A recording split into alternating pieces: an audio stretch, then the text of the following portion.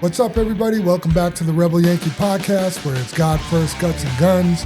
I'm your host, Jam Bacchus, and joining me today is UFC striking coach and co-host of the After the Final Bell podcast, Mike Gonzales. Hey, what's going on? Appreciate you being here, Mike. Thank you. It's been we've been trying to get this set up, and it all worked out today. But yeah. I was surprised. I was like, it's worth a shot. We'll see. Mike actually is very used to this studio as they record the After the Final Bell podcast here. So definitely appreciate you being on this show. Oh yeah, appreciate it. Thank you. Does it feel any different?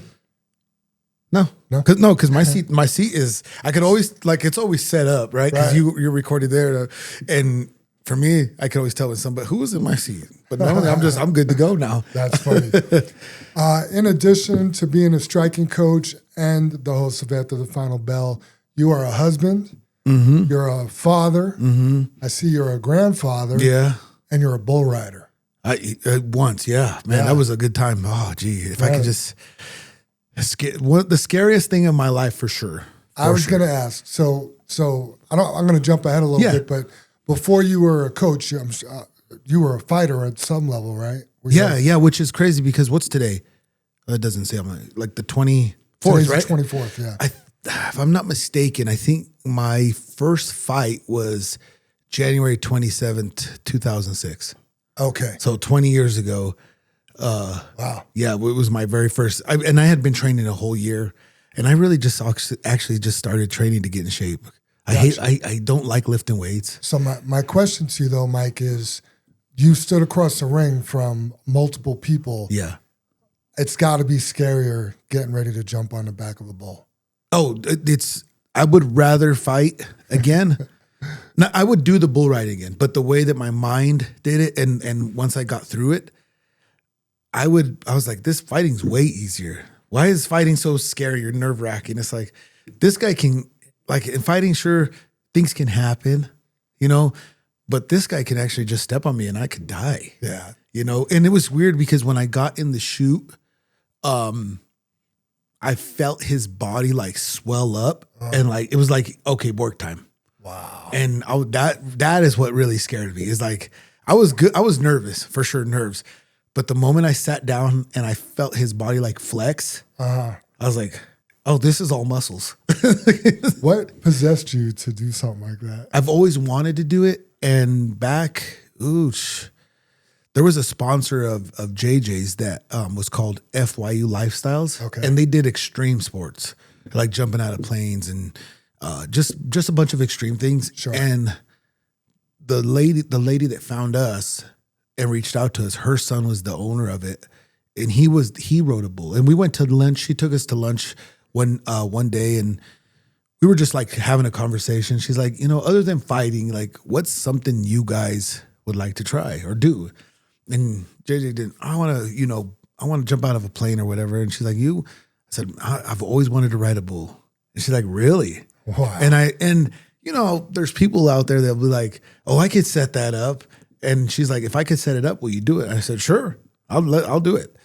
And I don't know, that was that one weekend. And then fast forward 2-3 weeks, maybe, she calls me randomly. She's like, hey, were you being serious? I said, yeah. She's like, all right, well, these are the dates you can do it. Wow. Do you want to do it this day? Or do you want to do it it was the weekend, this weekend or this weekend? And I said, well, I'll call you back. And I told JJ, I said, what works for us? Okay, that works. So I called her. And it was I swear it was 8 weeks, 6 weeks. And as it got closer, I was like, dang, it's really going to happen. And then she called me randomly. She's like, hey, what are you doing? I said, nothing. She's like, can you meet me at, I don't know, there's a boot store or something. She's like, meet me there. I said, all right. So she bought me boots. Oh, wow. And I was like, she goes, I got these guys. And I still actually talk to one of them on Facebook every now and then. And they're going to help you. And those guys showed up with the chaps, everything. Wow. And I had a regular t-shirt on, and he looks at me and he goes, you can't ride a bull. And I said, why? He's like, so he took his shirt off, his button up, put it on me, and I gave him my shirt. That's funny. And when I did it, I'm not going to lie. JJ doesn't want me to do it again because there are times where my back still hurts. And this was She was probably 2015 or 16. Like there's times where it's still, it was a good time though. It was That's fun. funny. Yeah. Nice. All right. Well, on today's episode, we're going to talk about fixing our eyes on Jesus, coaching, discipline, and servant leadership. Mm-hmm. My disclaimer is, as a reminder, we're just a couple dudes who love the Lord. We are not pastors or teachers. We encourage you to open up your Bibles yourselves, dig into these verses, see what they stir up inside you. Your sin isn't any sinnier than our sin, and we're talking to ourselves just as much, if not more, than we're talking to anybody else. We are not perfect. That's right. That is right. And what I like is I'd see on your Facebook every once in a while you throw up some Bible scripture. I'm like, oh man, I need to get Mike on the show so we can talk about God. And we always talk about kingdom business first on this show. I know we got off on the Bulls there for a second, but that's okay. But Mike, how's God moving in your life currently? Is there anything you could tell us? Oh, man, I've really, really I've always been a believer. Okay. I've never not been a believer. Like everybody else, I've kind of strayed away, we all do at some point in our life. But over the last few years, I've really there was a guy on social media, and he's a preacher, and for whatever reason, that small short video, whatever, it was a TikTok video, but it's 30 seconds, hit me, and I was like, I need to get it together. It's like I got to get it together. So I bought I have a Bible, and I was reading it, and then I was like, I need a study Bible. So I ended up ordering one of those, and I just the way I look at it for me is that it really helps me through my day stay on track on what I'm doing. Oh yeah. Where I'm going, and I feel like every day is just different, but when I read something, I really how can I make it work for myself, but also the people that I'm surrounded by, because with coaching, I don't try to add to their skills. I try to add to their life. If I can add to your life, I can help you. If I can't add to your life, then I'm wasting my time. You're wasting your time. You know what I mean? Yeah. And I know when I stray away from reading I'm not the best at it, but I do try to read every morning. Nice. Even if it's 5 minutes, 10 minutes, just enough for me to make sure that I start my day with that. And I notice when I don't, my attitude changes. My mood changes. Sure. I'm short-tempered. I don't have that much patience, but it helps me with my patience because I'm like, this is the way it's supposed to be today versus what's going on. I don't, and I actually that just happened because I traveled to Houston last weekend. Okay. Yeah, last weekend. And I read my Bible in the morning, and then I got there Friday. There was nothing. Saturday, nothing. Sunday, I get home, and I'm just like, sorry. I left Friday. I got home Monday. I read Monday. So I can tell my mood was shifting. You know what I mean? I got to do a better job when I'm on the road of making that a priority before everything. And I feel like when I make that a priority, I feel it changes me in a way where I can help others. Nice. And really I've really been focusing on making sure our faith is strong at home and then just building from the outside. I love it. Yeah. I love it. God's already working in this podcast, and you'll see why, because the verses that I picked out today about coaching is exactly what you're talking about building people up and stuff like that. In my life this week, what I've learned is I need to keep my eyes fixed on Jesus. I've started having a little bit of a rough week and kind of started worrying about the worries of not the world, but my world. Yeah. I started focusing on the wrong things and the what ifs and I should do this and all this stuff. But fixing your eyes on Jesus means intentionally focusing your whole life, your mind, your heart, your will, and the direction on Christ to the center of everything. Not just belief in him, but orientation towards him. Mm-hmm. And the verse that I picked out for this is in Matthew. Just picture this scene where Jesus tells his disciples to get out in his boat. Mm-hmm. And this is the scene where Jesus starts walking on water. And here's a verse. And Peter answered him, Lord, if it is you, command me to come to you on the water. So not only is Jesus going to walk on the water, but Peter's telling him, have me come out on the water. He said, well, come. So Peter got out on the boat and walked on the water and came to Jesus. But when he saw the wind, he was afraid and began to sink and cried out, Lord, save me. And then Jesus immediately reached out his hand and took hold of him, saying to him, oh, you of little faith, why did you doubt? Right? And then he picked him up. So here he is. He's got his eyes on Jesus and he's walking on water. As soon as he started worrying about the chaos around him, he started to sink. And that's kind of how I felt this week. So as long as Peter's eyes were on Jesus, he's walked on water. Yeah. And as I went to the storm, he sank. And that's like spiritual physics, right? And I felt that myself this week. I had all this stuff going on. And, you know, I've talked about Timmy, my best friend on the show before. We talked about it.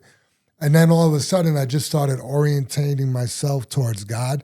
And I could just feel this stuff fall off of me. Yeah. And I was just like, man, this is where I need to be. I just need to focus on what I want most in life. And number one is God. And then the rest will just fall into place. Yep. I agree. I agree. I feel like when I do that, not saying everything is in order, but I understand more. Just because it's the plan, you know what I mean? And I try to, like, I always try to, you know, whatever your walk is, you know, you need to find that walk, you know, and we all start somewhere. Sure. I think people are afraid to get started because they're like, oh, he might know more than me. Hey, everybody, I don't know that much, but I know more than I did 6 months ago. Right. You know? Yeah. It's definitely not a competition. You know, it's like, you know, it's just your relationship with God and how he can help you. And that's really like when these guys and gals sign these fights, and like I tell JJ, you know, I said, hey, you know, God knows the outcome. There's nothing we can do about you winning or losing. He knows it. He knows how it's going to happen. All we can do is show up the best version of ourselves for him, and that's it. That's all we can do. Right. That's it.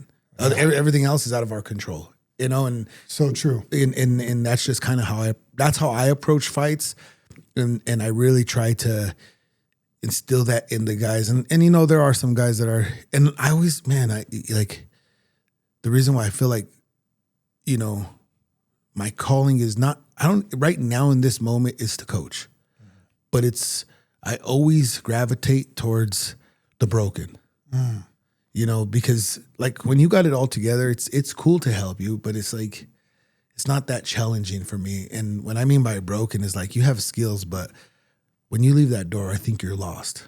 Right. You know, and I need to figure out a way, what can I do to help you? And there's times where I'm just like, I can't help that guy. Right. You know, there's nothing I could do. I tried, you know, and I hope that somebody will gravitate towards him and stuff like that. Yeah, I definitely relate to that. People have to want to help themselves more than you want to help them. For sure. Otherwise, they're not going to be able to receive your help. Yeah. You know, but sometimes they just need a little bit of a nudge or get them turned in the right direction. And you got such an awesome platform to be able to do that. And I'm sure there's a lot of broken people walking into the gym. So always. What's the name of the gym that you're out of? So right now we're training out of Onyx. Okay. But we're going to be, Corey and the wrestling coach Banks, are opening up a martial arts academy in, Centennial. Okay. And that's going to be called Tiger Beetle Martial Arts. Okay. And I'm looking forward to building something like a little bit, you know, trying to kind of just like helping build up the program to make it, you know, good and just kind of take in just whoever comes through the door and just, you know, see how you can help them. And you're going to see a lot of different people walking that door. Yeah. So cool. Let's get into some verses about coaching, training, and discipline. The first verse I'm sure you're very familiar with, and that's Proverbs 27:17. We've talked about this verse in depth on this show, and that's iron sharpens iron and one man sharpens another. Yeah. Right? And this verse isn't just about like, hey, you know, I'm going to spit some knowledge at you and you spit some at me. It's holding each other accountable when we're not doing the right thing. And when you think about iron sharpening iron, there's sparks. It's not pretty. Yeah. It's not like this nice sharpening. It's rough. And as far as coaching go, coaching isn't about ego. It's about friction, correction, and refinement. It's like sparring for the soul. For sure. If that makes sense. For sure. And well, in that verse, like I feel like especially with fighters, because I feel like a lot of fighters use that verse in a Sure, way, yeah. and they think it's just like rah rah rah, and like you said, to me, that is part of that verse, right? But it's more of like, what's going to happen when we leave here? Hey, we said we were going to come back tonight. Hey, don't be late tomorrow. Hey, be here to warm up early. Hey, the way I'm showing up for you, please show up for me. You know what I mean? And I feel like that part of that verse is missing so much of that thought. The accountability. The discipline. Because that's really where the real work is going to take over. Because so many times they're just like car crash. It's like, I mean, eventually you're just going to be dull. Sure. I need you to be here, show up for everybody. And that's kind of how, like with coaching, like there's some coaches that I really look at and I'll turn to for advice, or whether it's a technical advice or some like thought and like, what do you like, for instance, like I study a lot from Trevor. Oh yeah. And they do footwork on Saturday, and I take it in and I'll ask questions myself so that the ones that I help also see that I'm also searching for knowledge. I don't know everything. I'm just searching for knowledge just like you guys are. Sure. And then there's like Banks. I just say things and I'm like, that's not always the best way to do it. So I go to him, I'm saying, hey, what are your thoughts? I need to say this to these guys. Like, how would you, because he's really thoughtful. He's like, Gotcha. He won't say anything until he's ready to, like, it comes out as like, I'm trying to help you. So, I look for these coaches and I really look up to some of them to help me in different ways. Not so much one way, but like he helps me this way. He helps me this way. He helps me this way. And I really try to like build around that, just like these guys, because I feel like that's how I train with them, but I'm not really trying to sharpen my skills like that. I'm trying to sharpen here and here for them. What do you feel? So, I mean, as far as showing up early and coming back tonight and doing those disciplinary things, right? Mm-hmm. I mean, those are things that you probably feel like makes a champion. Are those the people that you want to show up for more? Is it hard? I guess my question is it hard for you to show up for the guy that's late or said he's going to come back and doesn't, or doesn't do the things to hold himself accountable? I do because the guys that show up early, to me, well, one, there's a lot of guys that show up early and I don't gravitate towards them just because like I said, I always feel like there's something about somebody that I need to help him in some way. And I know it's like, ooh, you're hurting somewhere. I know it. I feel it. But if you're there early and I see it's being accountable with your time and your effort. Like, what are your intentions? Like, we all say, oh, I want to be a champion. It's like, well, I don't see nothing you're doing is going to be you train hard, like you give your all, but like you're not showing up early, which is I only know this because, as you get older, it's like the body doesn't move the same, so you do need those times to like work out. And the one thing that's really, JJ's really instilled this in me a lot, actually, like, and she helps me, she's my wife and she helps me more than I think most, because we have a very unique relationship. Okay. But she's a person that if practice starts at 11, she's 10:15. Oh, wow. If she's there 10:30, 10:35, to her, that's late. Wow. So like I've been instilled like over the last 13 years of coaching her that I got to be there early. Gotcha. Right? I don't mind not have to be there 10, 15, 45 minutes, but I have to be there at least 15 so that I'm ready to go. And I'm really like this year, one of my main goals for coaching is really focusing in the session I have, because I have a tendency to like get lost. And then I start looking off and I really focusing on the individual and I'm helping. But with that discipline, man, and the effort for me is so big because I don't charge for the coaching. I do this solely based because I feel that when I help people, God takes care of me. Sure. I don't know how. Like I know how, but and most times it's what we need and not what we want. Sure. And I seem to get a better fulfillment off of that than when, you know, the guy, they'll buy me a coffee. They'll be like, here goes, go get some, the gesture's fine. Like there are guys like Tatsudo in Japan. Like I help him a lot. And he'll send me money, but it's never talked about. Like I've never said, this is what I'm charging you. And whatever he gives me, I'm like, that's what it is. And most times it's great. And then there's guys that like, Carson, like in the regional show, you don't really make that much. Right. So she sends me a little bit. I'm like, I don't really care. Like, but I really do this from my heart so that I can help you, and there are some downs to that. Sure. And that's why I really like pick and choose who I help, because my time and my efforts I feel are so important to me that if you're not taking that in, then I can't help you. And that's why, like, for me, it's really important. If I can add to your life, I will feel fulfilled. Wow. Yeah. That's amazing. Yeah. So you're telling me for a cup of coffee, I could come hit mitts? Probably. Yeah. Yeah. I coach another girl, and every once in a while she's like, what kind of coffee you want? And they know I love coffee. So I'm just like this. And she brings it in. I'm like, oh, she saved my life today. Now, Mike, are you a Starbucks guy? I'm gonna be honest. I'm an anything guy. Okay. I do the only thing I'll say about Starbucks is that I know what it's consistent. I know what I get. You know what I mean? Sure. Is it the greatest coffee? No, but it is consistent. And it's like, if like me and JJ after, like, we'll go, like, because we live 30 minutes from the gym, so we don't drive back and forth. So there are times where we're like, hey, you want to go get coffee? So we'll have like a little coffee date. Then we go to like a coffee shop and get good coffee. Yeah. And just. Yeah, sometimes I cut my nose off to spite I won't go to Starbucks just because of their Second Amendment stance. I see. Yeah. And it's like, I know what they got in there though, you know what I mean? So, yeah. All right, next verse here that I got is Hebrews 12:11, and it says, for the moment all discipline seems painful rather than pleasant, but later it yields a peaceful fruit of righteousness to those who have been trained by it. And my note here says, every coach knows growth hurts. Discipline is love in action. Mm-hmm. Can you give us an example of how that has worked in your coaching?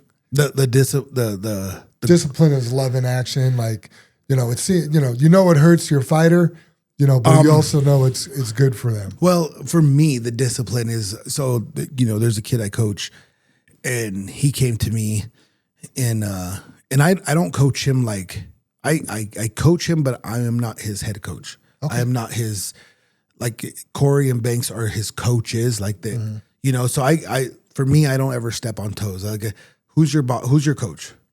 This person. Okay, cool. So I'm going to do this. And if he wants to change something, you just say, because I don't, when it's like comes to coaching, I don't have an ego. Like, I don't really care. Sure.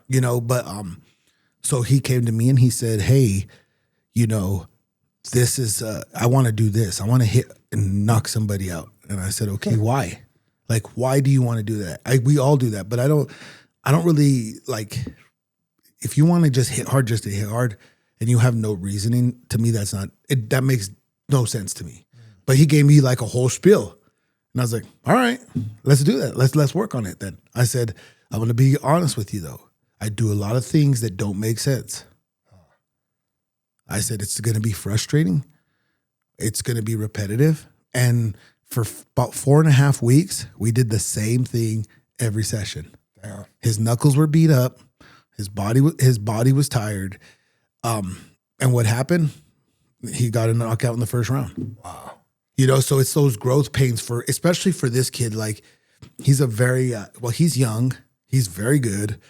And he gets very emotional in training because he thinks he should just be great at everything, which is what drives an athlete to, but at the same time, it's my job to be like, hey, pull the reins back. Hey, just get, so that was a really big one.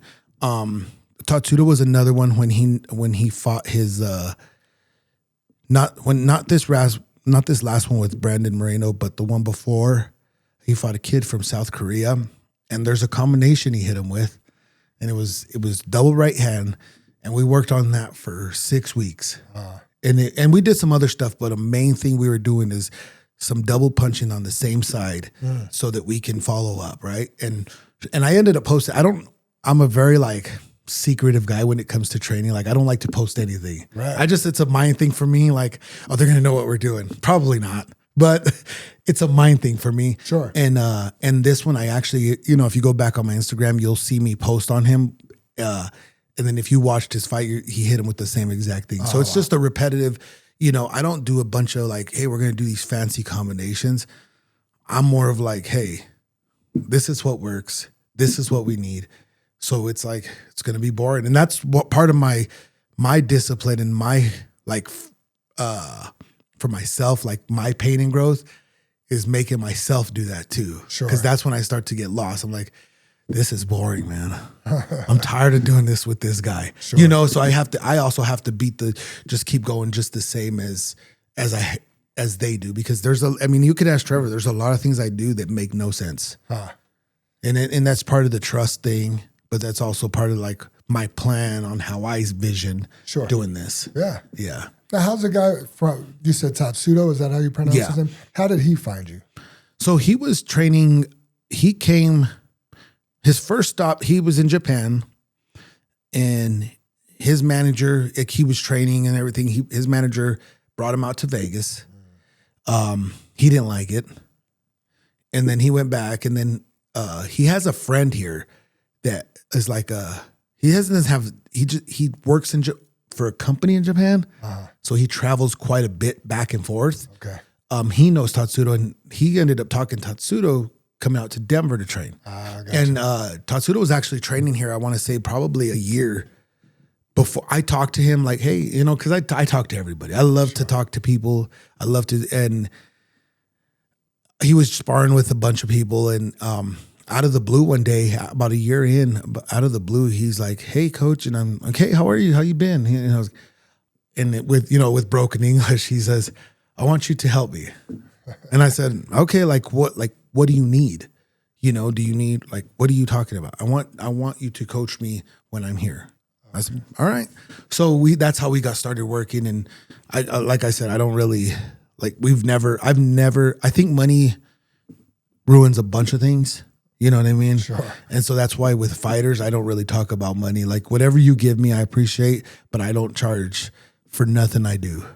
That's insane. Yeah. I love it. Yeah. It's crazy. It is crazy. That's having a lot of faith, because people could really take advantage of that. And they do. And I've learned lessons along the way. And that's why I'm very choosy. Like I've got guys, hey, you want to hit mitts? I'm like, no, I don't just hold mitts for everybody. Sure. And I don't, like, if you ask me, hey, did you see my round with that guy? And if it's a guy that I help, I'm like, yeah. He's like, what do you think? And I give pointers. Like, I don't not do that, you know? Sure. But if you're like asking for my time, like one-on-one, like I've tried that, you know what I mean? Yeah. To do it on good faith, you know, in this day and age is risky, you know, because, you know, without a contract or an agreement, I mean, that's just, you're putting a lot. I'm so glad it works out for you, because I mean, I know you meet the people that have taken advantage, but you also meet the people that have good hearts and are good human beings. Yeah. You know what I mean? So that's just, that's really interesting. I've heard of this before, you know, where a coach isn't, you know, talking about the money with the fighter, and he's very well taken care of. Yeah. But to not have an agreement beforehand is just pretty wild. Yeah. Especially in today's day and age. Yeah. You'd be surprised, you know, and that's why I really ask for, like, I'm very open. I'm open to everything. I'm open to anything, you know, and when I work with these guys and gals, I'm like, hey, we just need to be open and honest here. Like, sure. I get it. So when you go to a UFC fight, there's no agreement. There's just. So when I go to a UFC fight with, like, Tatsudo, for instance, right. You don't have to give us your flight. No, yeah. I do make sure that my flight's paid for, right. and I have a room. Okay. Those are really honestly, the only two requirements. I don't require them to buy me food, because, like, there are guys that, like, you know, I went out with AC to his fight in Vegas in October. He paid for my air flight, he paid for my hotel, and he paid for my food. All I asked was for my hotel and my airfare. Sure. The food, he's like, let's go. And I'm like, sure, let's, you know, if they, we're a team, and I'm not there in Vegas to have a good time. Like, I personally don't even like Vegas. You know what I mean? Like, I like the convenience of, you can always get something to eat. If you want to walk around, you can walk around. But like me personally, I'm just not a fan. I'd rather be in the woods somewhere. Like when there's fights and they're like, hey, we got to drive an hour. It's like, oh, this is great. You know? Yeah. But the one thing that I make sure is just the airfare and the hotel is paid for. I've also have, like with Tatsudo, for instance, he paid me, but like he asked me if I could pay for those and he'd reimburse me. And I said, that was the only agreement we've ever talked about with money.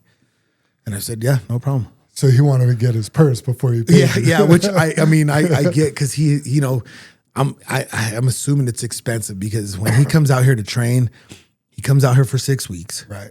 He pays for an Airbnb. He brings his other coaches. He brings his mom even. Oh, wow. Because his mom cooks at home. Entourage. So yeah, so it's like, I get it's expensive. Yeah. So yeah, that was, but even when I cornered him before, he didn't even ask. He just said, here's the flight, here's the hotel. And that was it. You know, so God yeah, those bless. are so anybody I go with, like Jeremiah, I'm going with to Pittsburgh, you know, Friday. He's paying for the airfare and the hotel. And I kind of give these guys, like, I'm very big on like having my own space. Sure. You know what I mean? Yeah. And I've been in the younger stage where it's like, yeah, we could all share a room. That's fine, you know. Yeah. But the older I get, the more space I need. I'm the same way. So if I'm like, hey, what's this? Like, I just asked him. I said, you know, what are the arrangements like? What are we talking about? He's like, oh, I got you your room, you know, for this. I was like, sweet, all right. I'm the same way. When I go hunting, there's a bunkhouse, you know, that I could stay in. Yeah. And typically, there's not a lot of people that are going to go, you know, on this trip. Like even this last trip, it was just me and another guy. I rent my own camper. I pull a 26-footer. You know, that's at the end of the day, I need a place to go where there's nobody. Yeah. You know what I mean? And just be able to decompress and be by myself. So, Yeah. So I get that. If people coming to visit, it's like, you know, I'd rather them go get a hotel somewhere than stay at the house. That's how, you know, yeah, that's even, you know, I used to not be like that. And she's actually changed my life in so many ways. Like, she's a very closed off person when it comes to like her home and stuff. Sure. And she's like, I don't like anybody just coming over. I like my own space. I'm like, you know what? That makes more sense. Yeah. That's your house. Our safe space. Yeah, protect the house. Always. Yeah, you know, and that's really what, you know, I'm striving to be now. So I was like, I need my own space for a few. There you go. Check out this next verse, 1 Corinthians 9:24-27. Do you not know that in a race all the runners run, but only one receives a prize? So run that you may obtain it. Every athlete exercises self-control in all things. They do it to receive a perishable wreath, but we an imperishable. So I do not run aimlessly. I do not box as one beating the air, but I discipline my body and I keep it under control. So Paul, the Apostle Paul here, he's talking like a fighter, and this is a perfect verse for striking, conditioning, weight cuts, and mental control. Mm-hmm. So that mental strength is more important to me than, it's everything, really. Yeah. I mean, when you're talking about the whole fight thing, it's mostly mental. Sure. You know, and for them to, you know, push past that threshold that they really can find, you know, that next version of themselves. You know, what is it for me? Like, what are we trying to show out there? You're just trying to show your story, whatever that looks like. You know, I don't ever, you know, there's some cool stories that people say, but I want somebody to go out in a fight and compete in a way where it touches somebody to say, man, I kind of recognize that story that they're telling, and that is me, and maybe I can, you know, make something. You know, I'm very big on like the whole like, pass it on. If it can touch one person, it can touch another person. It can touch another person. Sure. You know, and that's kind of like for that whole mental, you know, because there are fighters that they are mentally tough, and there are some that are very skilled that aren't. Right. You know, and it's like, well, I could probably do better with the guy that's mentally tough, because I know at least till the very end give it their all, you know? Sure. Now, Carson's a good example of that. Like her story is very, you know, her story is very inspiring. You know, she was well over 200 pounds and she's put it out there. She's well over 200 pounds. And it took her years. I think it took her 3-4 years. But now she fights at 115. Wow. And she did it naturally. No weight, no drugs. No GLP-1. No, nothing. Right. No, like, she did like the whole protein shakes and she did like the whole, like, but as far as like any weight loss assistance, she did it all natural. Oh, that's amazing. You know, so, and her mental toughness is really, really, for the girls, is probably one of the strongest I've ever seen. Wow. Do you have anything you do to help your fighters with mental toughness? Like, so I've never fought on any kind of, I've had one USA boxing match, 3 2-minute rounds, like, but my coach at the time, right, Vinny Lopez, he put me through this camp. I swear he thought he was training like the next UFC champion, right? Yeah. But man, he used to tell me things like, if I was training and like my face showed it, he'd tell me like, relax your face. Yeah. You know, don't let him see that it hurts, like stuff like just really like made me kind of like. So I do. So one, I always tell the girls, the guys, so I talk to everybody, them different. And I talk to a person, I really like to get to know somebody because I need to know, I don't need to know everything, but if I'm really, really coaching you, I need to know a lot, right? I need to know because I don't know. Girls are the best because they're more vocal and they're not afraid to say what they feel versus. Like what's going on in their life, you mean? It just, not so much in their life. Sometimes it is. Okay. Or like, you know, for instance, like, you know, there's times where I go in for a session and I can see something. I'm like, hey, what's wrong? And we ended up having a 1-hour session and it's a talk. And that's our training for the day. And then after they come back, they're like, man, that was so helpful. You know, like, because to me, like I said, what can I do for your life? Sure. You know, and I know like when I send you in there for the girls, the guys, like I have a little bit less of a like soft spot for because just my thoughts. But like for the girls, like my goal is to make sure you go home to your husband or your mom and dad and your face and your teeth are all intact. Like that's if we do that, we're probably going to win. Maybe not, but I know that my goal is reached and you're the same person. So when I do these mental, like I'll tell the girls, fix your face. Oh, there you go. You know, fix your face.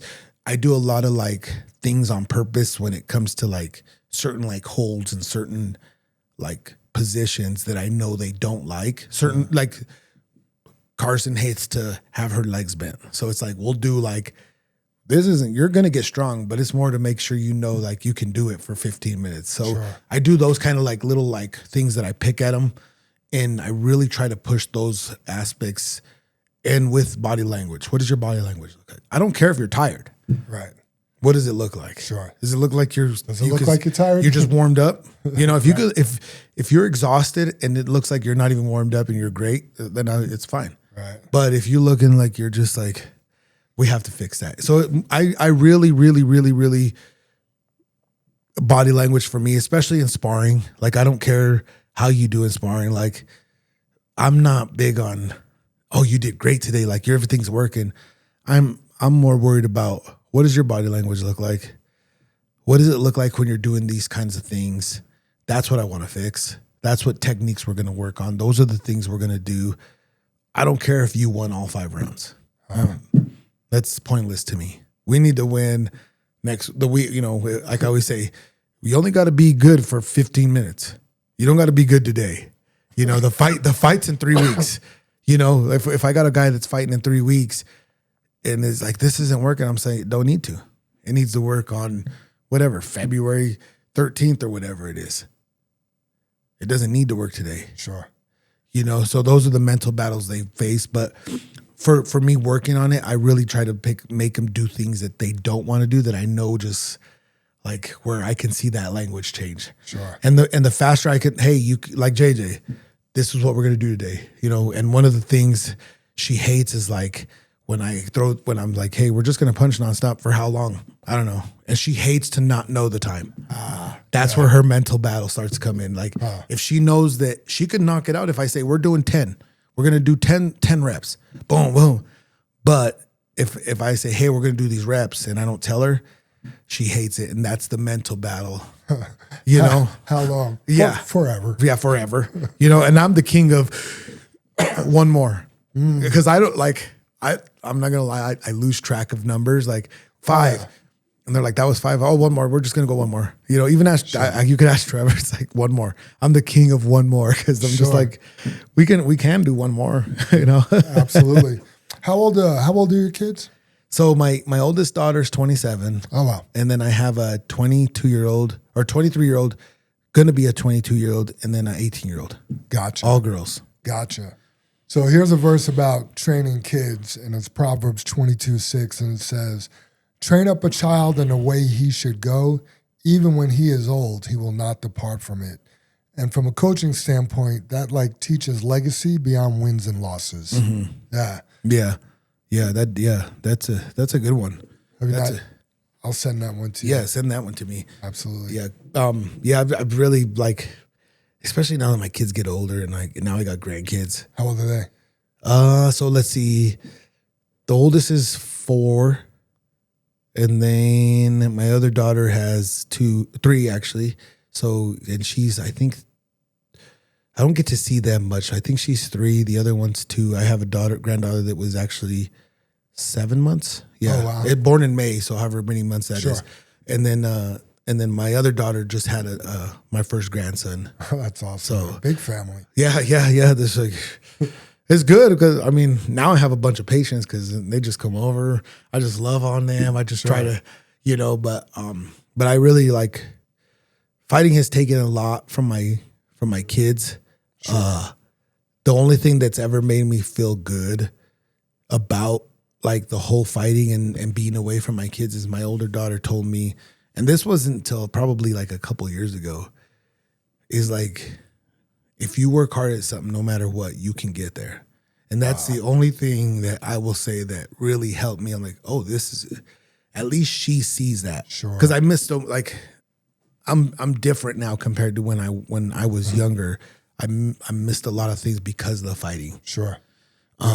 My younger daughter got the better half of me because she wrestles and she's wrestling in college now. Oh, wow. Yeah. So I would never miss a match. I always made sure, like, you know, so like I've learned over the years, like you can still do this, but you can also be present. Sure. You know. Sure. But that was really the only thing that my oldest daughter told me that well, I hope she sees that and able to push herself to where she needs to go for her family. Yeah. Like, well, like I always tell my kids, I'll be your biggest fan, but you know, you have to do the work. You have to work hard, you know? Sure. And I don't coach my daughter, my youngest daughter. Okay. Because of the way I coach. I'm hard. That's what Trevor was telling me. Yeah. I asked Trevor, I was like, what kind of coach is Mike? He's like, I hate him. I'm hard. You know what I mean? And I'm not for everybody. Sure. And that's why I feel like I gravitate towards the more broken. Sure. Because I'm not like I'm hard. And so do you think the more broken or they're willing to push harder or? I feel like they respond to certain things different. Gotcha. And like when they're broken for me, I feel that they only respond to people when they're talking with certain kind of like a tone or an anger. Gotcha. And the more I get to know them, the less tone I use, if that makes sense. Gotcha. And to show them that I'm just, you know, this pastor that I watch, it's like, I'm not aiming at your feet, I'm aiming at your heart.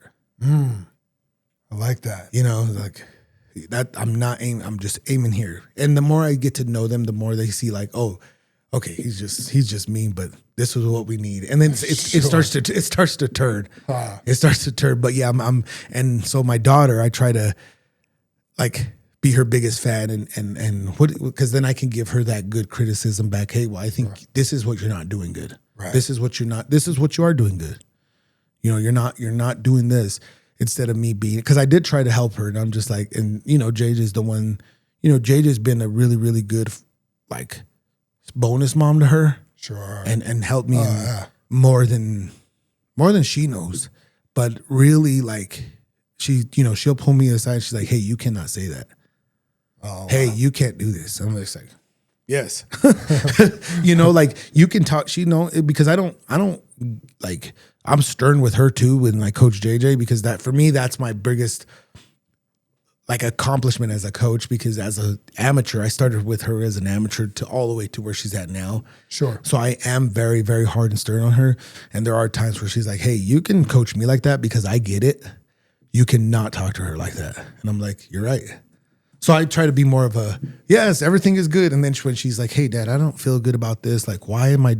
Then I can give her that like honest feedback and not really being a coach to her, but like being more of a mentor and be like, this is why, this is what, if I was your coach, this is kind of what I would have you, thinking about. Yeah. So as a coach, there's no gentle coaching, but you could have a gentler side as the dad giving advice. Yeah. Yeah. That makes sense. Yeah. I want to talk about servant leadership a little bit. Have you heard that term before? I have. Okay, cool. Mark 10:43 says, whoever would be great among you must be your servant. And a true coach doesn't dominate. He serves, he builds, and protects his fighters. Mm-hmm. And that's exactly what I'm hearing from you today. Yeah, I mean, I try my best to really help and protect these guys and from themselves, from, whether it's taking dumb fights or doing dumb things. Mm-hmm. Like one of my biggest things is for me, like a coach, like my phone never turns off. Right. At night, the ringer doesn't go off. My phone is on. My phone, I can't even tell you the last time my phone actually died. It's always charged. It's always on it. And it's always, I'm trying to do better with like putting it away from me at night. Sure. Like on the, on the dresser, so I could hear it, but so that it's, up there and it's away from me. So I can kind of just have this like home moment of just like by myself, Sure. But like I tell these guys, is like, I don't care what time of night it is. If you need something, call. And there are times where the guys, when they're being dumb and, whatever, but when I because I coach more girls because of JJ, so more girls come in, hey, can you help me? And I'm just like, I can help you, but I can only do this. And so I do help more girls because of JJ. Gotcha. And there are times where it's like, they'll call me at night and like, hey, I'm struggling with this thought. Like, I've been thinking about this fight, and I'm just like, hey, you should probably chill for a sec, or, they'll like, there's times where they're like, man, like with a late girl that actually went through a breakup, like she was struggling, but she also had a fight, and I was trying to navigate her whole, just like thoughts behind everything and help her, and luckily I have a really good support system with JJ, because I'm never by myself when I talk to the girls. Okay. There are just certain rules that I have for me and what I have going on. Yeah. That's smart. I have certain boundaries. That's smart. And they know that anytime I talk to you, like if I'm in the car and I'm driving and she's not in the car and they call me, I answer, but I instantly say, hey, I talked to this person. Sure. Yeah. And she never asks about what, but I always fill her in, unless it's a really deep personal thing where it's like, you don't really need to know that, because I know JJ and there's some things that people do that she's like, I don't like that. Right. She's a very like, probably one of the most straightest people walking that I've honestly ever come in contact with. She doesn't break the rules. She doesn't believe in this. She does it. So it's like, sure. So there's certain things that I'm just like, I did talk to this person and it was just nothing, or it was this and this. She's like, oh, okay. So there are boundaries. So that's why my phone never goes off and I always answer it. Right. And I really try to be there for them in a way that they need, sure. If I can. There's time, I had a guy fighter that went out to Vegas with his spouse, and they got into an altercation or whatever. And he called me late at night. Hey, Mike, I said, what's up, man? Like, how's it going? Like, you all right? Because I understand when these people like call. Right. Like, John calls at if he calls me, he's always calling in the evening. If such and such calls, calling me in the morning. So for this fighter to really be calling me at the time he did, I answered and he said, you know, hey, this happened and blah, blah, blah. And do you think you can lend me the money to buy a flight home? And I said, well, when are you trying to leave?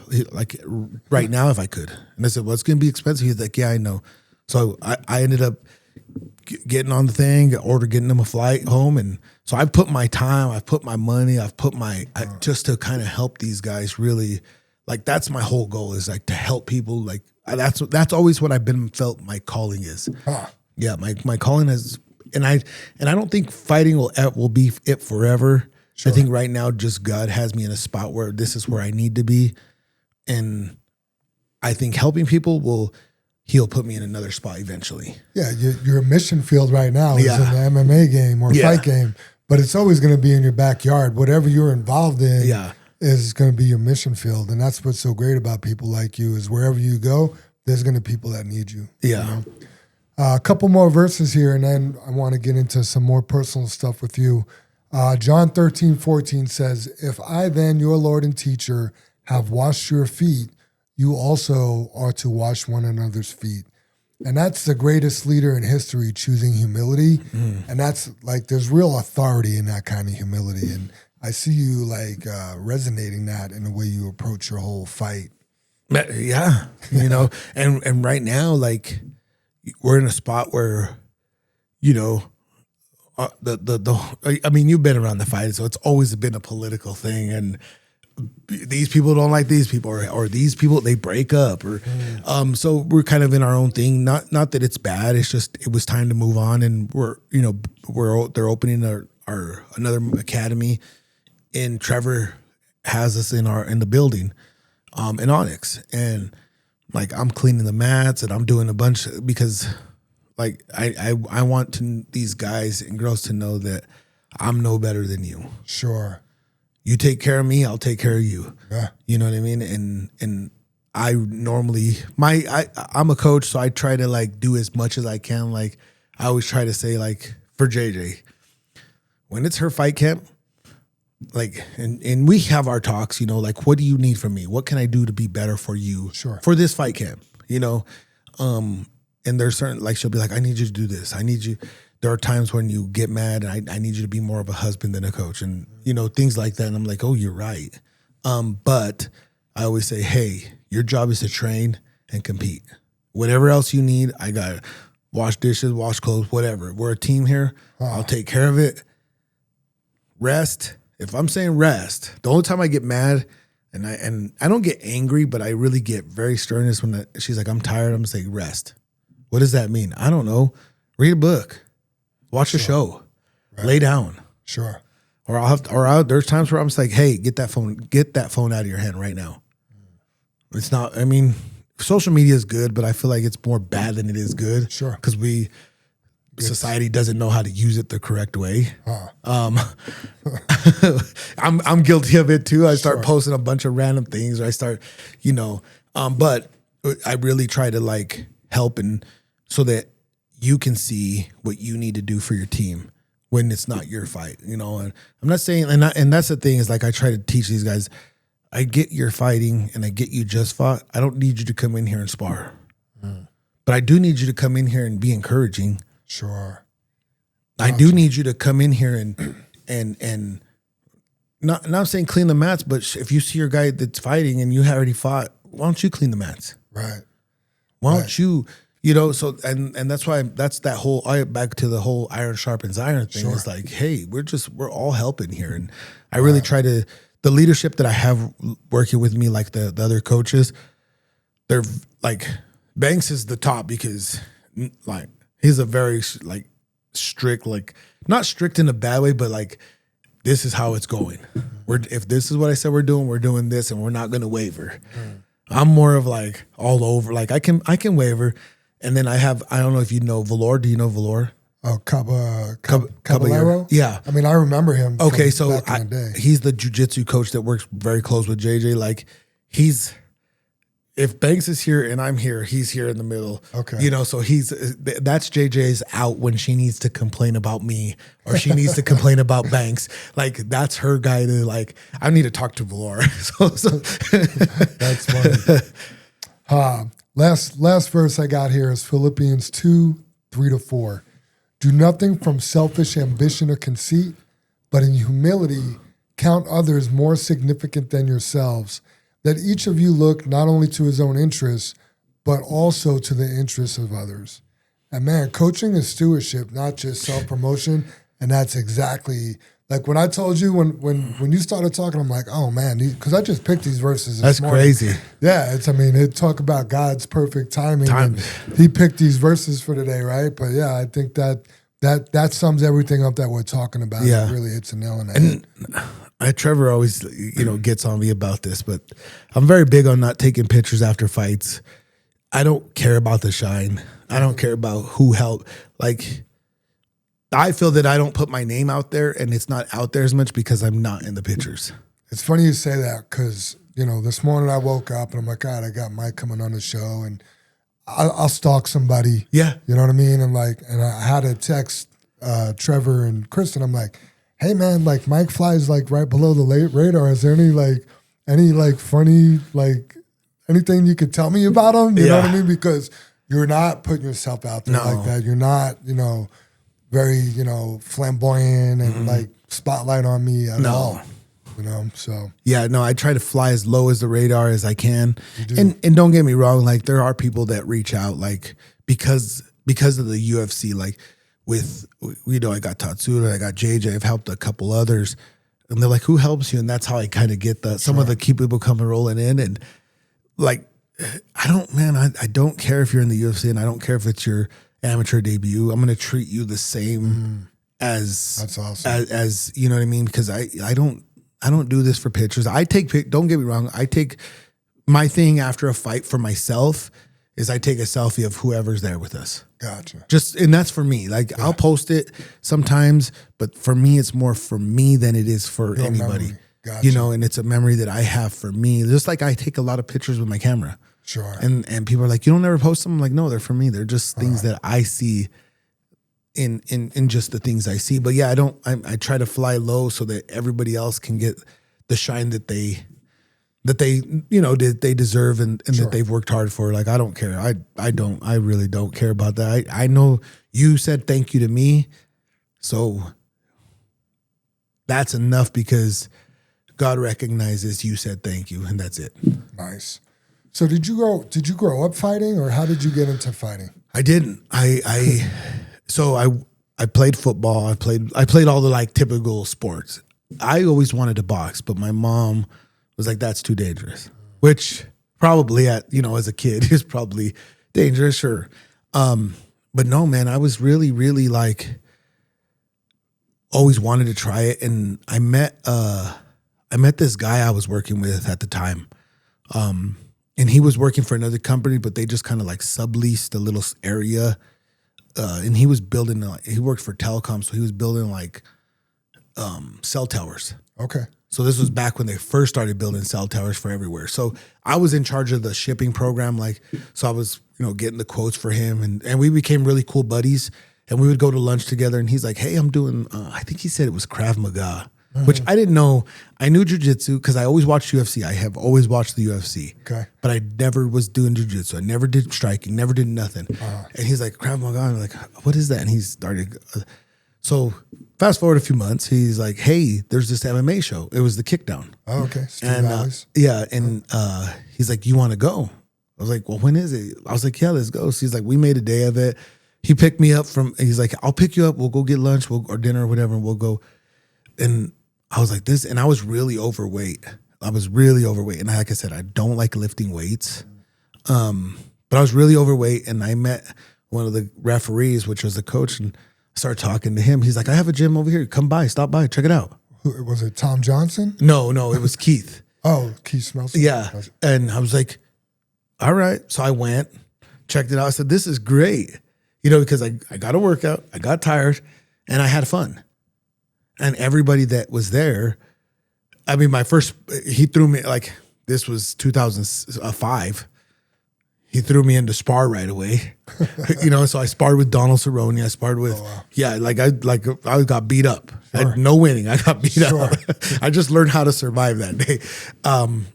And for a whole year, actually, I just trained. Wow. I just trained and I never had an intention of competing, of coaching, of nothing.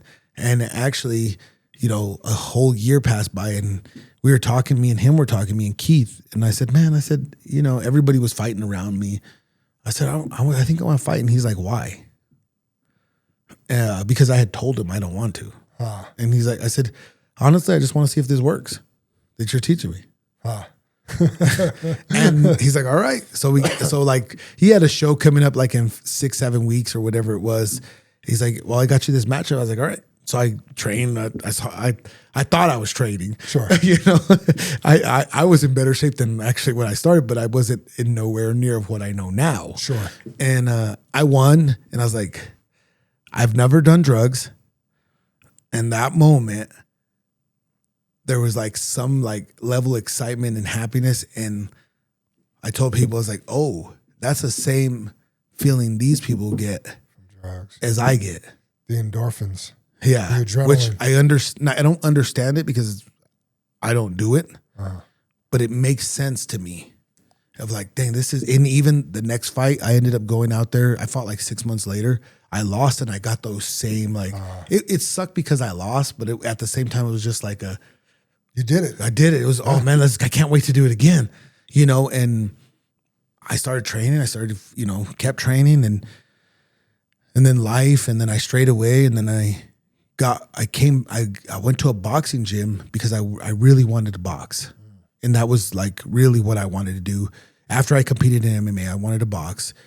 And I was getting ready for a fight. And the guy that sparred with me he was arrogant, and he wasn't the best.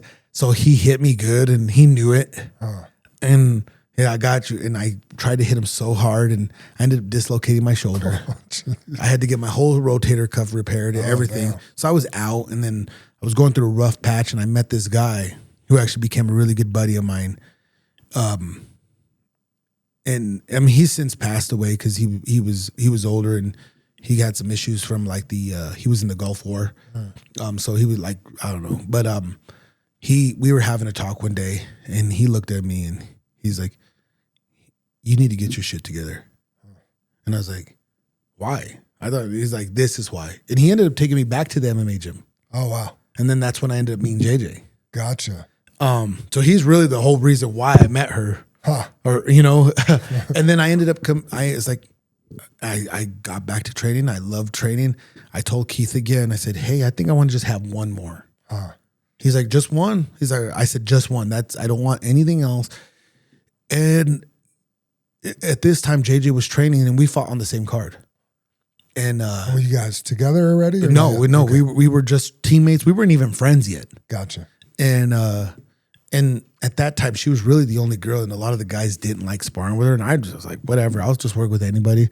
And I was kind of giving her tips and stuff. And she's like, do you train anywhere else? I said, well, I was training with somebody. I said, we're training at this garage. I said, you're more than welcome to come if you want. And through that, I started helping her more, not realizing I was coaching her and I was getting ready for my fight. So I weigh in, she weighs in, she fights, or I fight before she does. I lost. She won. I got choked out. She submitted the girl, I think, with the triangle choke. In that moment, I was like, I'll just coach. And then I told her, and we became good friends. And she, she was kind of going through some coaching things, and she's like, what do you think? I said, well, if I were you, I would do this for you. You need to go here. And I'm speaking, I said, I'm you, right? I need to do this. I probably should train here. I probably should do this, and I probably should do this. And so through that, I kind of started coaching her. And that ever since then, it's just been, that's all I've been doing. That's so cool. How many fights did you have? 6. Okay. I went 3-3. I finished 50-50. Gotcha. So that's a pretty cool transition. So you started coaching JJ, but then how did your next person come where you're like, wow, I'm actually a coach now?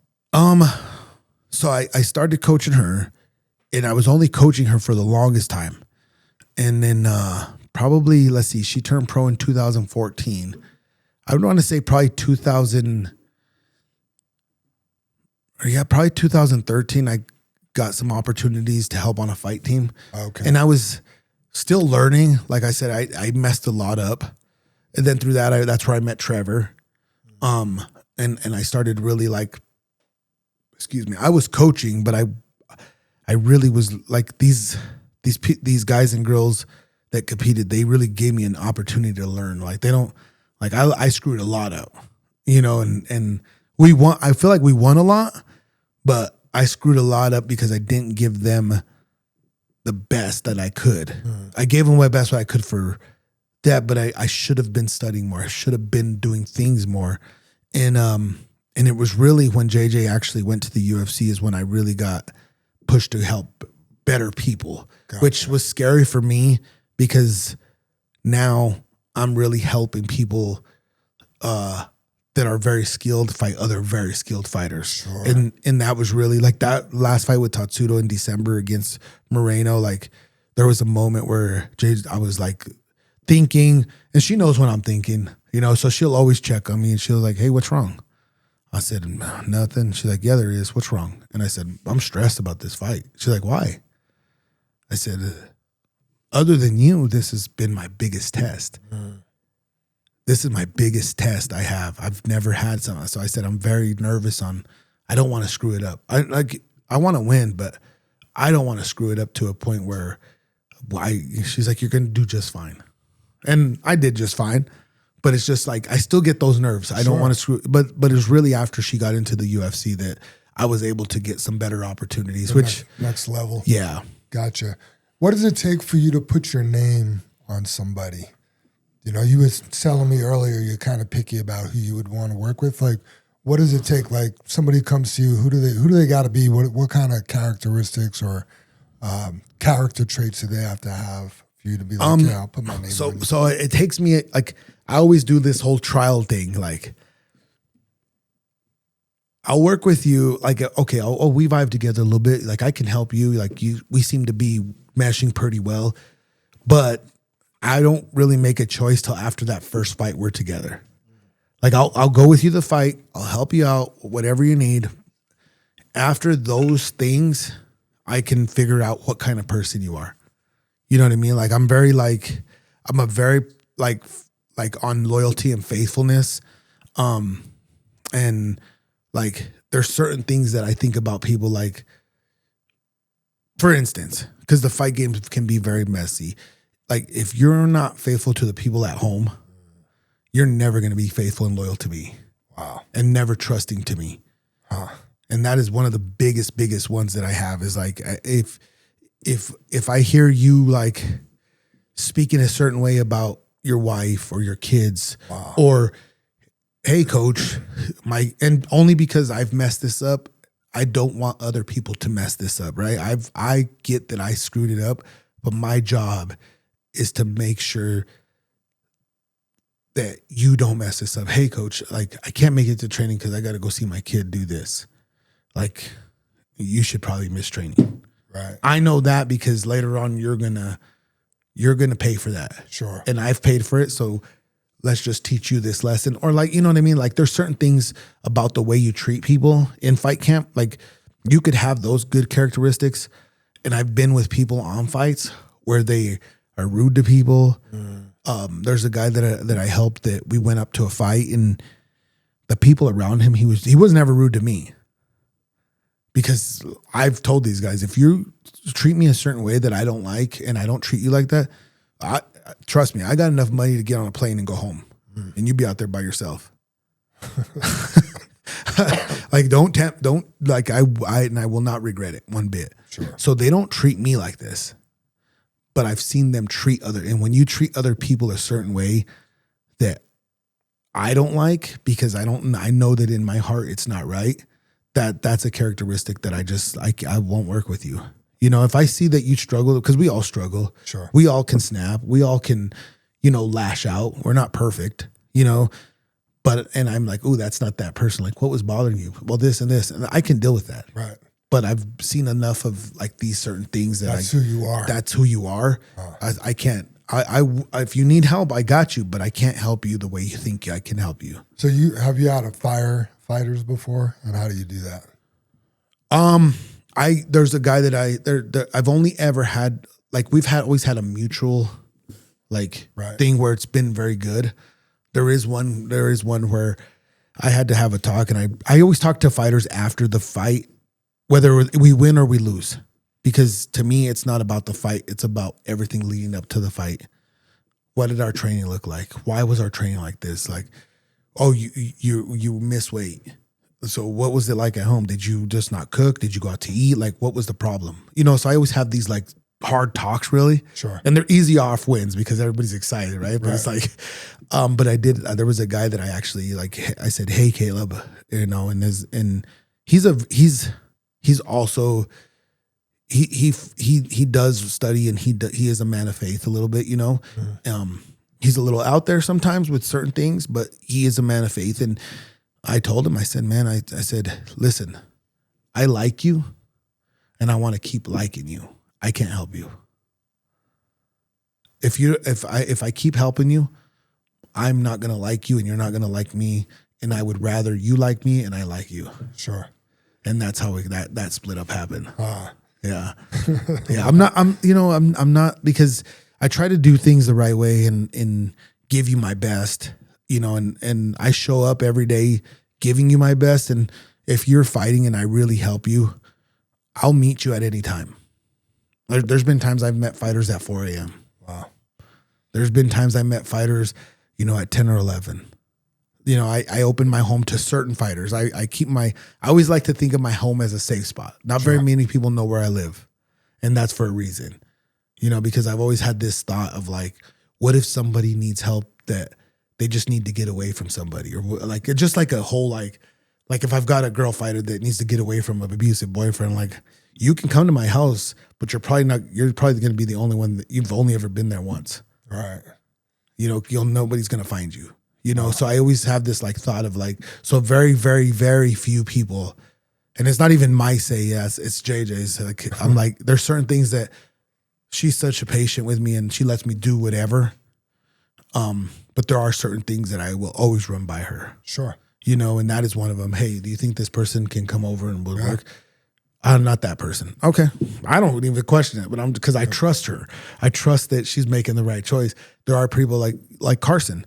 Yeah, Carson can come over. So there's times where she comes over, we work out, and then, her and JJ will end up chatting away for an hour or two, and I go upstairs and I'm just like, you guys talk.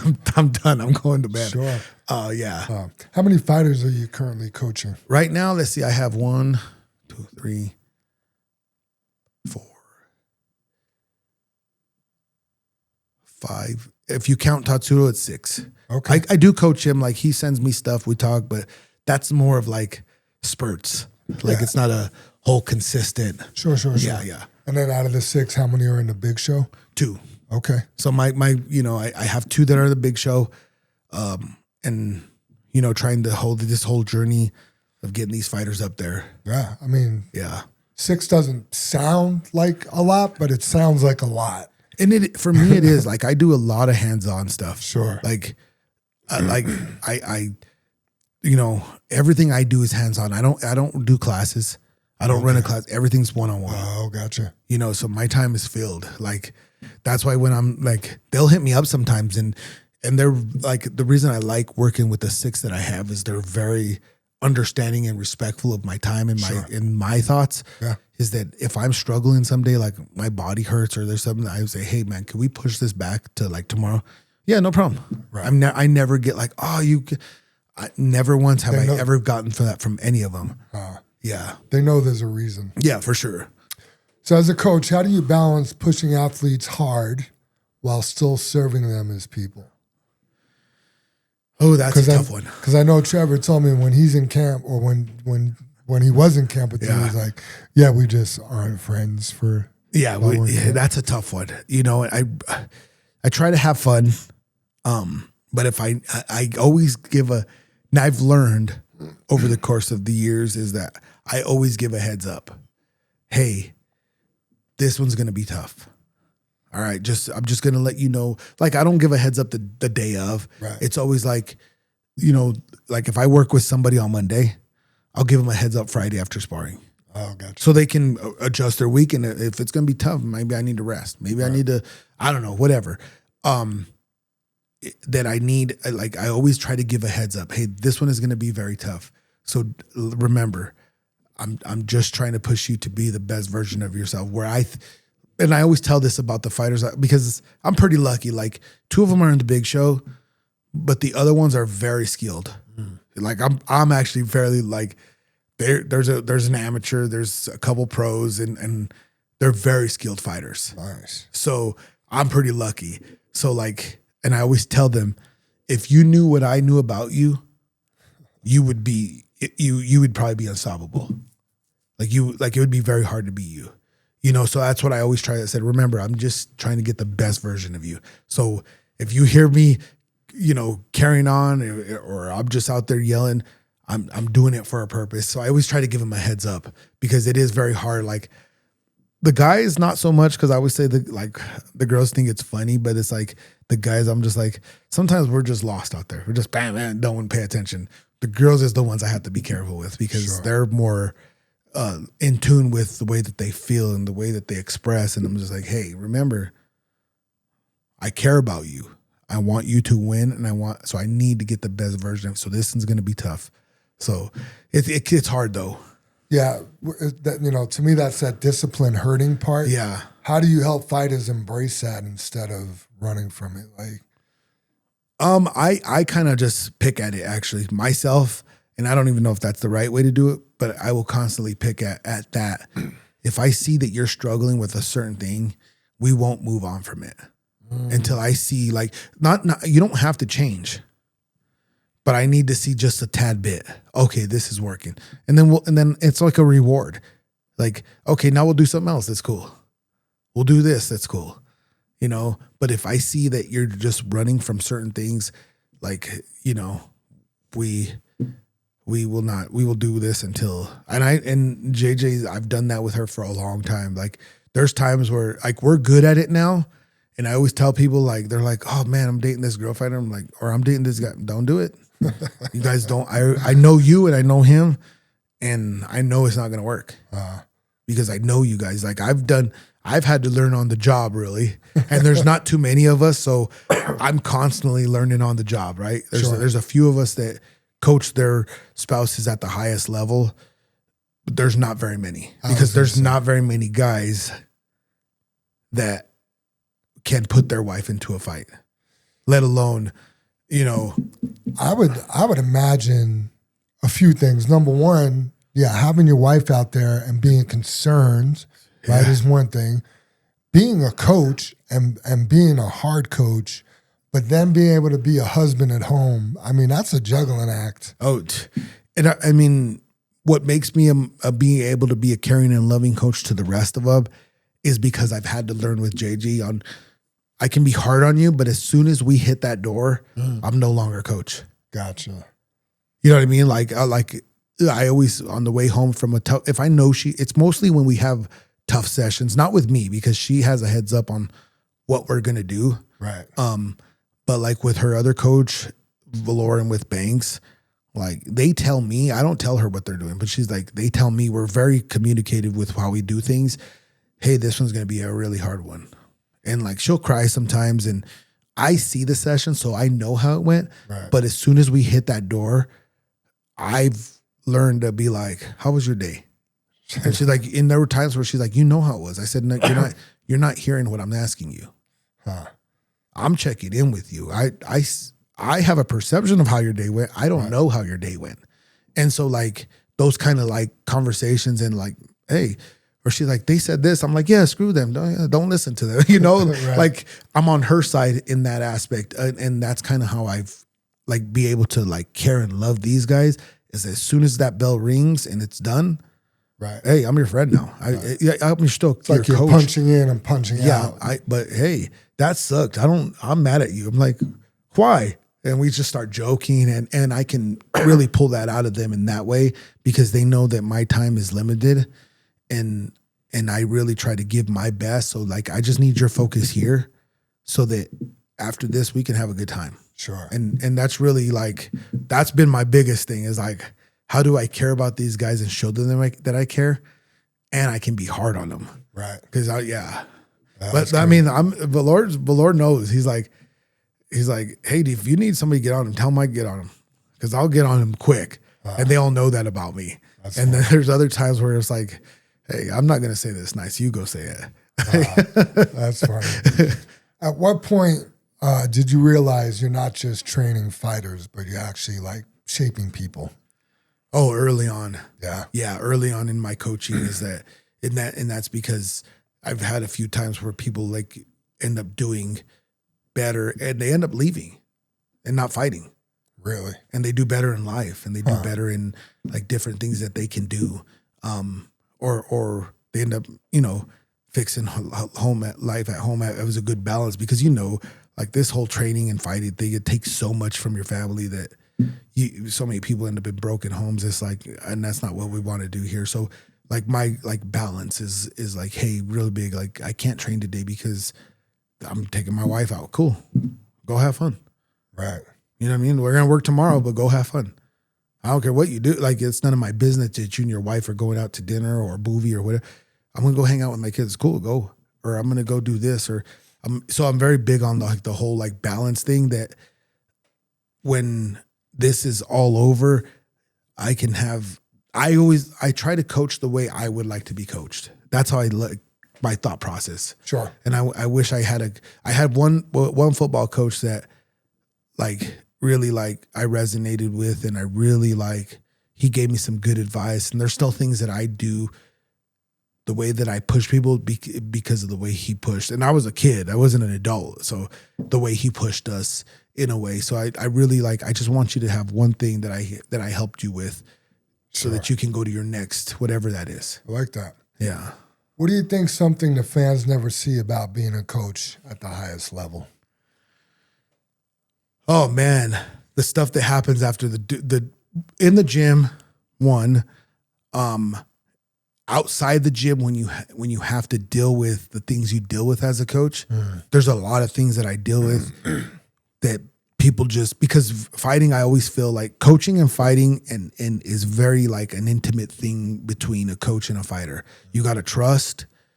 You gotta guide these guys. You got to hope that they're taking in what you're giving them, and they're not just like out there like, okay, this is it. Like I kind of hope, I like when the fighters that I help, I like when they question me because it like I see your understanding and you're like, I don't get I know there are coaches that get offense to that. They're engaged. Yeah. But if you give me like, that's not working, and then we have a conversation about it, like I love that.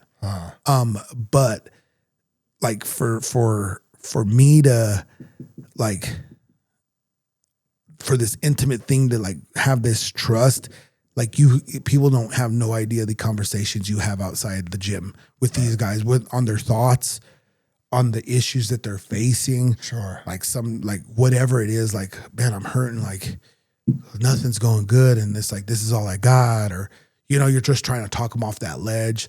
And then, the worst part of it though, is when you go through the big show, it's a big arena and the curtain opens and you got adrenaline like no other. It's fun. But the moment you walk through that curtain and they shut that curtain, like the pain you see, and that's hard for me. And that's why I coach hard, because no matter if we win or we lose, the pain that I see in the back is just, if you lose, I see you're hurting. I know you're hurting. If you win, I still see you're hurting. You might not be hurting as much, but you're hurting. I can see that. And when I see you, and I see like, I mean, JJ, I have to see her right away. Right. You know what I'm saying? I have to see her right away. But my biggest like heartbreak where like I even almost broke down, honestly, is like when Tatsudo fought his, like 3 fights ago, his first loss when he fought to Brandon Royval, his first loss. Fought a hard fight, lost a split decision, and we walk through the back, and like he cries, his coaches are crying, his family's crying. That's the stuff that people don't see, that it's like, that'll break your heart. And it's like, oh man. And I almost broke down because I'm like, I let these people down. Like, and I know it's a team effort, but just my feelings were like, man, this really sucks. I mean, you said it earlier, God already knew the outcome. He knew the outcome. Right. You know, but no matter what, we're not prepared for the outcome, right? Like right. we already knew it. Right. Like, and that was a moment that I wasn't prepared. Yeah. You know, like I always try to be like the whole, like I always try to do like, okay, this is the plan. If this is God's will, this is the plan, and there's nothing we can do about it. Sure.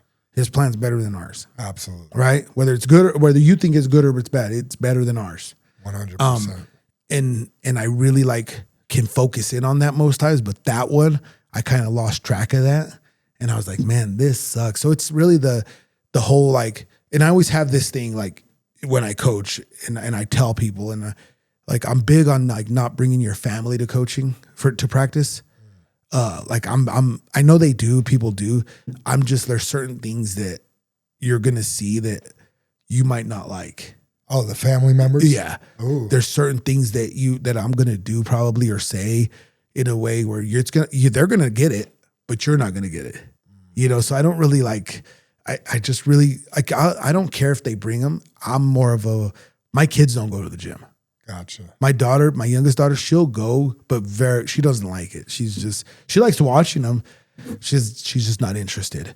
But I normally don't even bring my kids or nothing. And I'm very big on that because we're getting ready for a battle. And my goal is to make sure that you leave in one piece, and that when you see your family, like I don't see as much pain. Gotcha. In their hearts and like in their eye, I can just see like you know, right. The disappointment, the hurt, the anguish. Yeah. Changing gears, what's your proudest moment as a coach? JJ getting to the UFC. So I saw something recently on Facebook. Just because of the way it happened, you know, and she's never really worked a job. Okay. Because she's always trading. She's had jobs here and there, but as a career, like the rest of us, she's never really had a job. Okay. And I ended up getting her a job with me at this pharmaceutical warehouse that dealt, they had prescription meds that they would sell. Walgreens was a big customer. The hospitals were a big customer. And I became good buddies with my boss, and he liked fighting. He's like, so I got her a job because I know we could leave at any moment. Okay.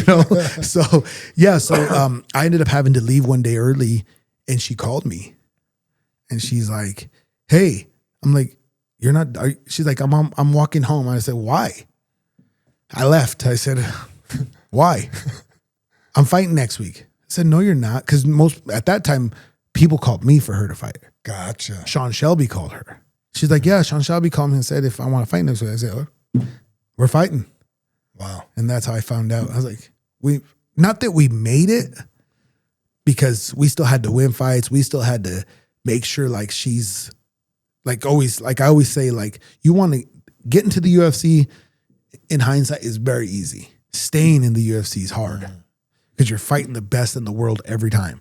Right. You know, and that was one of my proudest moments as a coach, because I was like, that was somebody that we had a bunch of gym drama with other people, and we always get caught. I mean, because we're so friendly and we talk to everybody. Sure. We get caught up in a lot of things. And there were times where we ended up it was just me and her. We'd do fight camps at like the Thornton Rec Center. Oh, wow. Just her and I. So like, I remember those like small times to help us get to where we. So when you got to the show, is it just you in a corner, or were there? It was me and another guy, Zach, and one of the other coaches. Okay. But most of the time it was just me. Like even in the beginning, like until we found Valorum Banks, honestly, like we had other coaches, but I knew that it was just her and I. Gotcha. You know, like we had help, but she knew. It was kind of like hiring a guitar player to come play your concert. Or, oh, we need a drummer. Exactly. Gotcha. Yeah, but she instead knew. of having a band, which is what you have now. Yeah, we have a band now. We just had people like filling in and really like that was that's why it was so hard for her to trust people, because she knew I wanted the best for her, whether the advice was right or wrong. Right. But she knew that I was the one that was leading the charge here.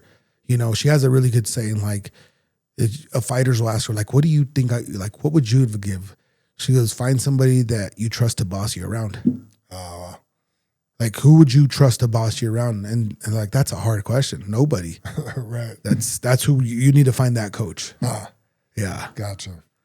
Mike, what do you like to do when you're not building gladiators? What do you do for fun in your time I do off? all kinds. I'm such a, my mind goes like, I like to shoot guns, you know. Hey. Yeah, I do like to, like, I'm no hunter and I'm no expert, Sure. but I do like to just, you know, targets, and like I enjoy that. That's a really thing that JJ and I actually enjoy together. Like we'll get out there and, you know, Nice.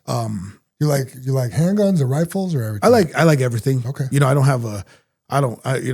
I like everything. Great. You know, that, you know, we kind of less like to sometimes we'll just do random things. I'm not really big into like, we're not a big, me and her, which I feel like gives us the best experience. We don't plan things.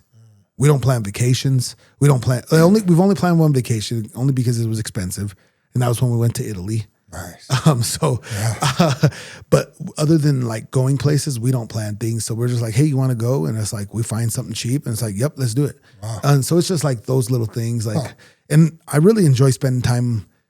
I have this rule at my house is like, I stay up late because I love the idea of like, for my family at home, like I'm such a protector. If JJ's moving around, I'm like a dog. I cannot relax. I'm just like, because what if? I know she could probably take care of herself, sure, but to me, that's not the point. Right. I need to take care of you. Right. Or my kids. So like when she's resting or my kids are resting, like it's my time to just like, I could just relax. I could watch TV. Sure. You know, I love to like, I have a small drone I like to fly around and just mess around with, be nosy. Like if the cops are out there, I'm out there. Or like if I'm just like, I have like small remote control cars that go like 70 miles an hour, you know? So I like to do a lot of different things. I like to work on my cars that I enjoy working on cars, not crazy. Like I'm no mechanic, but it needs the brakes. Okay, I could do that. Sure. Oh, it needs this. Okay, I could do that. Just those things. I don't really have else too much. I watch football. Gotcha. I love watching football. I just recently got into the whole fantasy football thing with a couple people, which is fun. It's like, I have a good time. I don't win. You know, they're like, hey, we're having this like little $50 pot. Like, I was like, all right. But I have fun with it. To me, it's more fun. Like, I don't really care. Like, if it's like, here's $50, sure. To me, it's more fun than anything. Sure. And it's a good for me to do. So I understand you also just got into having tea parties. Oh, she's with my granddaughter. She's JJ. They all laugh. My daughters and said no, nobody will have a tea party with me. So I call her up. You want to have a tea party? Yes. So cool. So like one day we did hot cocoa. The other day, one day we did. I made some like Kool-Aid or whatever. She likes hot. She loves hot cocoa. So like we'll do that. Nice. But yeah. Oh, I love it. It's one of the best times. Like I actually like having my granddaughter over is like, it's exhausting because I forget how much energy little kids have. Right. You know, because I'm not old, but my kids are grown that I don't have to have that kind of energy anymore. So when she comes over, it's just like a tornado. And like, I'm not gonna lie, like JJ is very patient with us because let's make a mess. We got toys here, we got things here, and it's like a tornado went, and then we have a tea party, and then we're back playing. You want to go outside? Sure, let's go outside. And then this past summer, I bought some because I like to grow, and I like to grow things. I like to garden. Okay. I love to garden. Nice. I do. There was one summer where I ripped out my entire backyard, and I ripped out the grass. I ripped out everything, and for like about 3.5 summers, because halfway through that summer, the hail came through and it just destroyed everything. I said, I give up. But for about 3.5 summers, I grew everything in the summer and we ate. Really? Yeah, I do like that. That's like a really like a passion thing for me that I do love to do is garden. Man, I'll tell you what, I had Casey O'Day was on the show last week, and Man, he's got me wanting to be a beekeeper so bad. Oh, gee, that looks so cool. It is, yeah. There was Patton Rose, one of the other people we trained with. She had bees for a little bit. Okay. And we tasted some of that honey. I was like, that's way different than store-bought than anything. And it was actually really, and I don't really like sweets like that, but I was like, that's delicious. So that I don't know, but I don't know. I think the gardening's fine. Beekeeping, I don't know. It's in your backyard. Same thing. It's like a honey plant. That's it, yeah. So just a couple more questions for you. What do you do to take care of yourself? Like I know we talked a few weeks ago and you had just ran Mother Cabrini. You know, I don't know. Like right there, I knew there was something wrong with you. Well, one of my things, that was for a fight. And I said, and my thing was like, hey, I'll do as much as you. Oh, okay. And one of the rules was for her, it was for Carson's fight. If I catch you or if I finish before you, you're doing it again. Dang. That's motivation. And I hadn't run that in years. And JJ's like, you did way better than I thought. I said, wait, you think coach can't do these things? Like, just kind of just like, I like for my body, I'm learning like, I do the sauna in the evening. JJ bought me a sauna. Nice. And I do a sauna in the evening. I'm trying to do better at like body maintenance. Okay. Not the best at it, but I'm trying to do better. For my mind, I don't read, man. I like the only thing I honestly read is the Bible. I don't read books. I don't read like I have a little daily devotional thing, and then I have my Bible. Okay. And I'm a firm believer that that's the best self-help book out there. Got that straight. You know, I that's just how I feel. If people, you know, and I'm not afraid to tell people. Because there are fighters and there are people that they read a lot. Like JJ reads a lot, you know, and they're like, "What do you do? What books do you read?" I said, "I don't read." They're like, "You don't?" I said, "Man," I said, "The only thing I read is the Bible, man." That's. I said, if you put all the self-help books together, everything is in there. Yeah. Now, I know you said you got a study Bible. What is it? An ESV study Bible, or do you know what version? It's the King James, the new version, King James. So it's a little bit easier to because I have a King James Bible, and that thing is like it's hard. It's hard. I'm like, okay, here, all right, go back here. Yeah. The new King James version is nice. Is that's the one I have. Gotcha. Yeah. And then I have JJ has she has the ESV, I think it is. Yep, I have the ESV. I think that's what she has. And then I bought one when we went to Italy. We went to Rome, and then we went to the Basilica, and I ended up buying a Bible from there too, just to. Yeah. Oh man, that was that. I mean, we could have a whole separate podcast. Just the things that the Basilica, like the Basilica was nice, but like there's certain spots throughout the city like that, like where, you know, they executed was it Paul? Yeah. Yeah, they have his that's a drive, but you can go see that. Like there's so much history there, man. It was actually really like I enjoyed that part. I bet. You know. I bet. But really, man, the only thing I do for my mind is just that. And okay. I found myself, the more I'm in prayer, the more I'm in my book, the better my life is. Not that it's changing, because I feel like I'm doing the same things, but mentally, and I'm just like, this is a clear vision. Yeah, you're orienting you know what I mean? yourself to keeping your eyes on Jesus. Yeah, and there's certain things that happen throughout the day that I'm like, yep, this is right where it's supposed to be, you know? Love it. Yeah. Good stuff. Mike, you have any final thoughts before we sign off here? No, man, I appreciate having me on. I know like we had to go through a thing, and then I had to cancel, and it's just been. But no, I appreciate having me on, and you know, just anytime you need. You know, I appreciate you coming on. You're an awesome guest to have you on. You're probably the biggest guest this show's had so far. I think people should watch it. I think it's great. You know, there's a little who doesn't. You know, you need everybody needs God. Yeah. We all need guns. Yeah. You know what I mean? Like, you know, there's people that out there, you know, that need it. Absolutely. So here's my final thought. Keeping our eyes fixed on Jesus isn't passive. It's daily. It's a disciplined choice. Yeah. Coaches, fighters, fathers, leaders, and men of faith all face storms that they try to pull our focus away. The moment we shift our eyes from Christ to the chaos, we begin to sink. But when we stay locked in on him, discipline has purpose, leadership has humility, and coaching becomes an act of service. Fix your eyes, stay in a fight, and remember, real strength is formed when faith and discipline meet. Yeah. So we got this week. Thanks for listening, and tell your friends about us. Subscribe and follow the show, and we'll catch you next time. See you guys. Yep.